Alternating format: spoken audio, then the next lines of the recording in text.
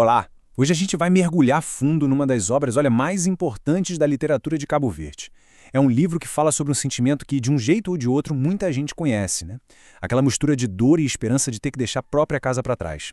A gente está falando de Hora de Bai, do grande Manuel Ferreira.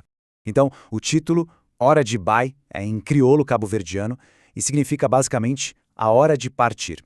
É impressionante, né? Porque nessas poucas palavras já está todo o peso de uma experiência que é universal, a de precisar deixar o nosso lugar no mundo para trás. E é exatamente desse ponto que a nossa análise de hoje vai partir. E não é para menos, né? O romance inteiro, de verdade, gira em torno dessa ideia, a partida. É ela que move os personagens, que alimenta tanto as esperanças quanto as dores de cada um deles. Mas, para a gente entender de verdade o porquê da partida, a gente precisa primeiro olhar para a terra que está sendo deixada para trás. Afinal, o que leva alguém a ir embora?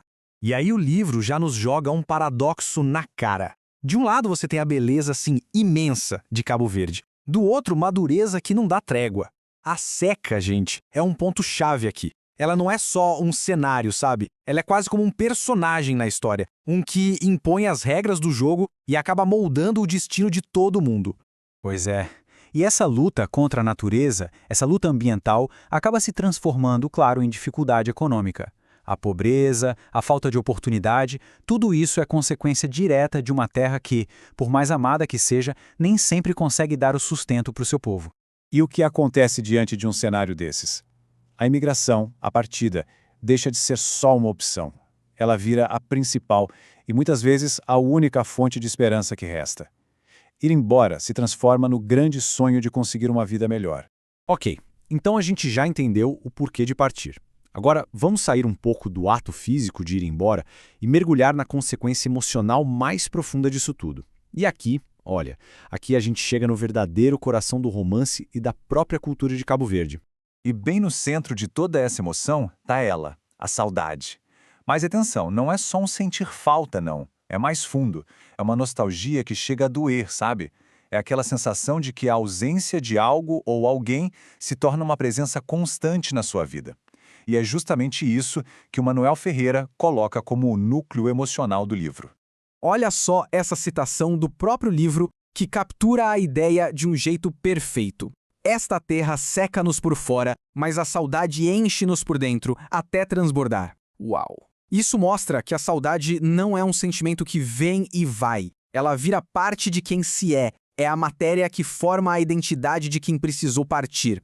Só que, em contraste com esse peso da saudade, existe outra força muito poderosa, a morabeza.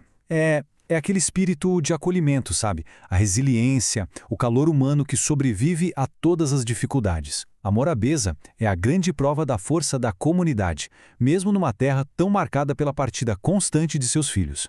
Bom, vamos seguir em frente então, para entender como é que esse ciclo, que não para de partida e de saudade, acaba moldando uma identidade cabo-verdiana que é única no mundo.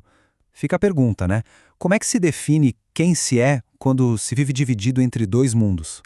E a resposta está bem aí, nesse conflito central que os personagens carregam dentro deles. Pensa só, de um lado tem a promessa de um futuro melhor, numa terra nova. Do outro, a memória, que é poderosíssima do lar. A vida deles acontece exatamente nesse cabo de guerra, nessa tensão entre o que se busca lá na frente e o que se deixou para trás.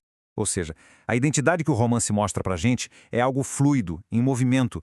Ela não está nem só na origem, nem só no destino. Ela existe justamente nesse espaço entre os dois. É uma identidade que se define tanto pelas raízes na terra natal, quanto pelas experiências fora dela, na diáspora. E tudo isso forjado numa resiliência que é, francamente, impressionante. Bom, e pra gente ir fechando, vamos focar agora no porquê deste livro que foi escrito lá em 1962 continuar sendo tão importante, tão fundamental até hoje. Afinal, qual é o verdadeiro legado que ele deixou? Para a gente entender a dimensão disso, é preciso olhar para o contexto da época. Pensa bem, antes de 1962, a imigração já era uma realidade para o povo de Cabo Verde, claro. Mas essa era uma história que quase não era contada na literatura. Aí, quando Hora de Bai é publicado, essa experiência coletiva de um povo inteiro finalmente ganha uma voz potente. E o livro acaba se tornando um texto fundador não só para Cabo Verde, mas para toda a literatura africana de língua portuguesa.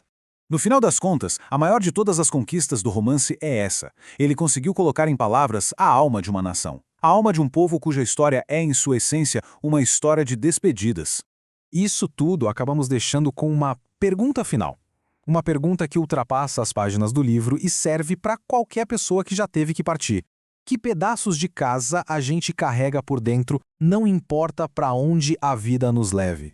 É essa reflexão, no fundo, que Hora de Bai nos convida a fazer.